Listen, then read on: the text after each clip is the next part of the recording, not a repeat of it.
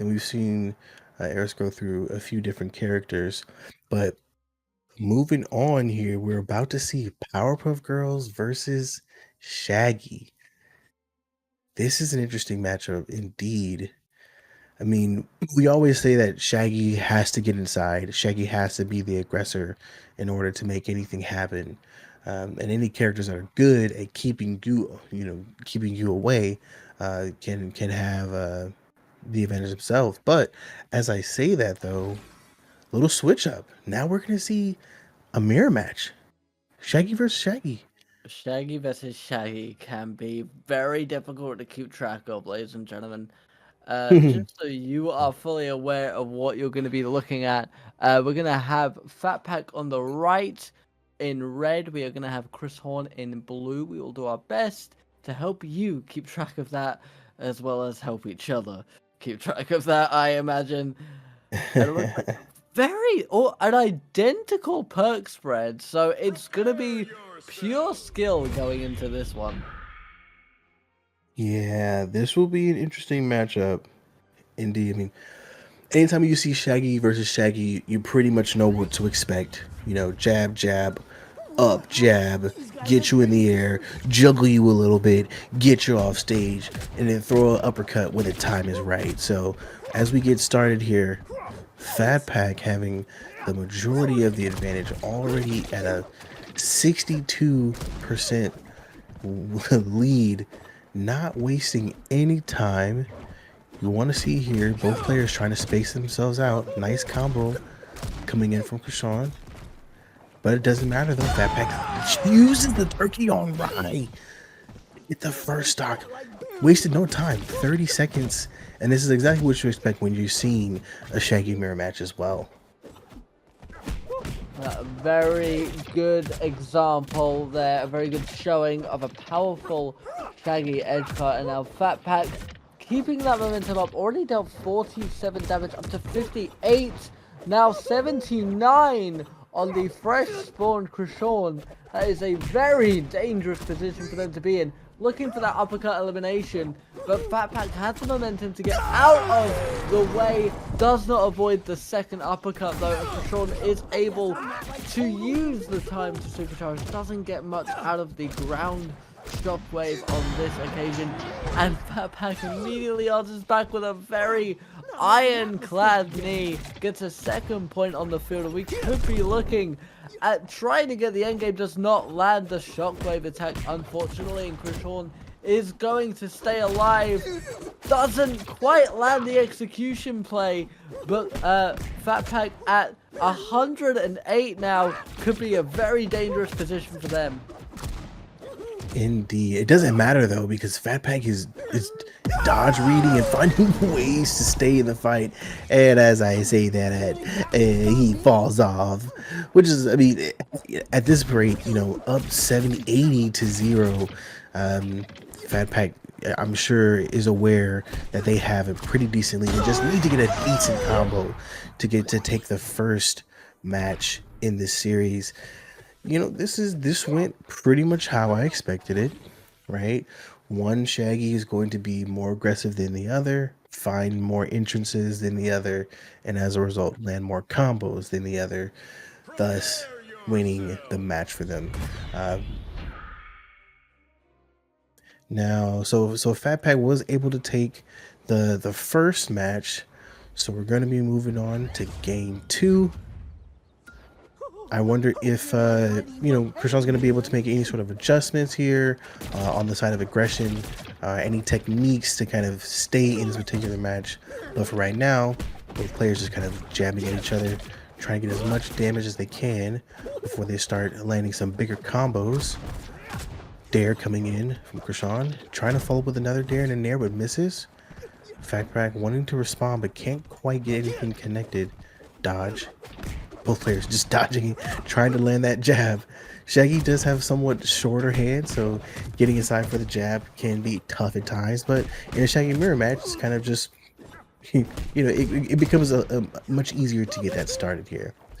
Now, in this particular match, Fatpac is actually starting by losing a stock here, catching an uppercut from Chrxhaun, who decides then, let's just rip the shirt off at this point. Not playing games. Chrxhaun wants to win game 2.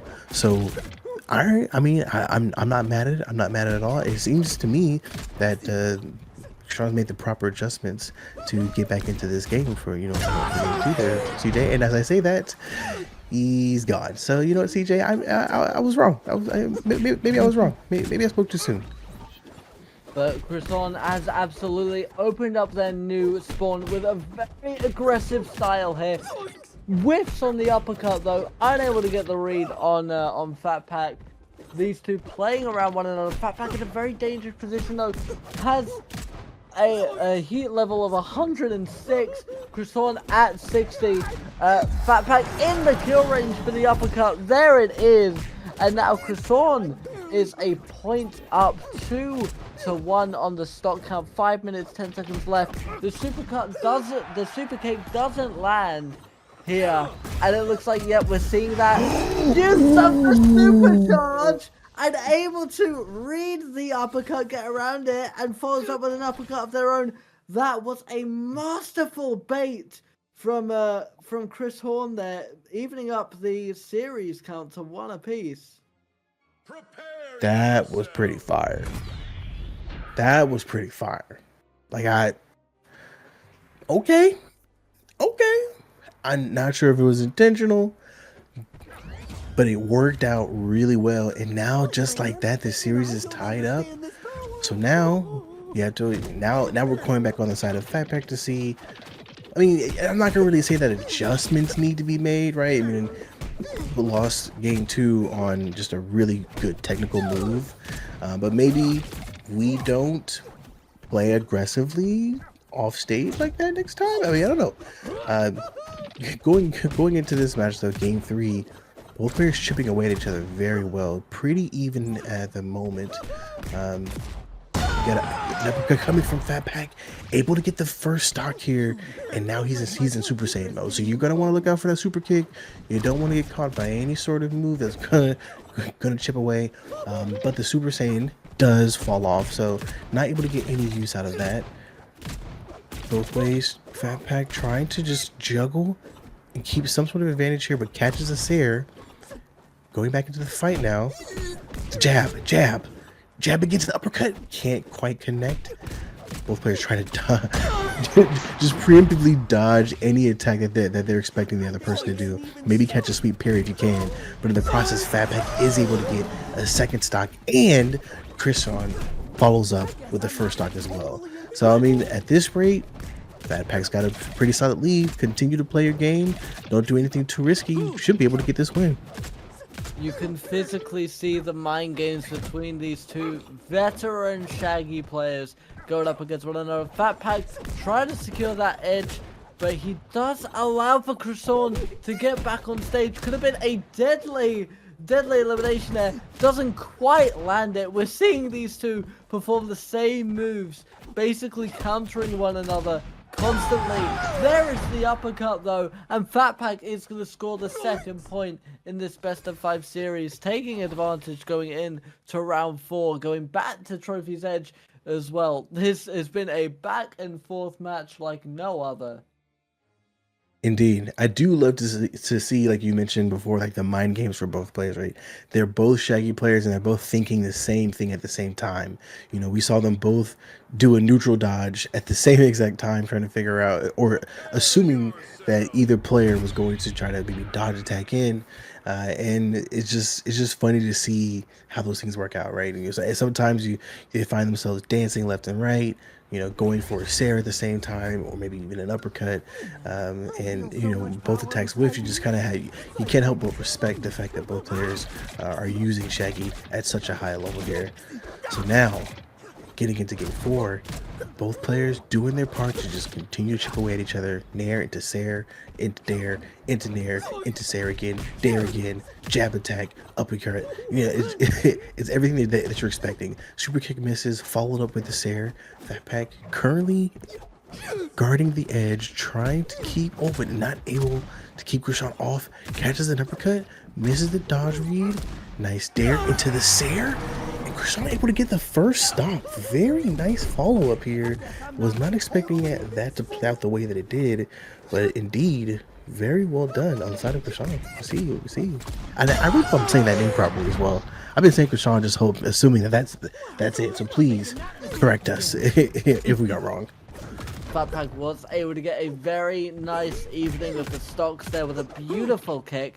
And now trying to follow up with that momentum, 50-47. Again, a very even matchup in this semi-finals bout. These two going at one another, you know, blow for blow. It is a constant, a slugger match, if you will. Something Juice likes to bring up every now and again. There is the uppercut juggle. Doesn't quite get the finish that we're looking for, however. Chrxhaun is able to stay alive again, 96-92. These two are always within 10% of one another. Another deadly uppercut, this time from Chrxhaun, and again from Fatpac, and this time it's going to be an elimination. 2 stocks to 1.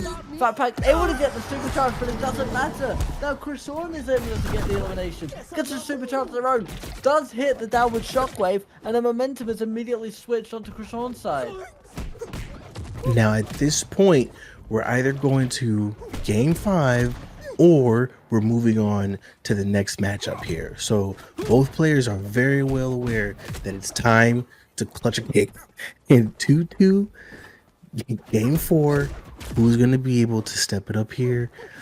Chrxhaun has a fairly decent lead against Fatpac, but Fatpac is not scared, still playing aggressive, trying to match it aggressive, and Fatpac is able to use the uppercut to get Chrxhaun off stage.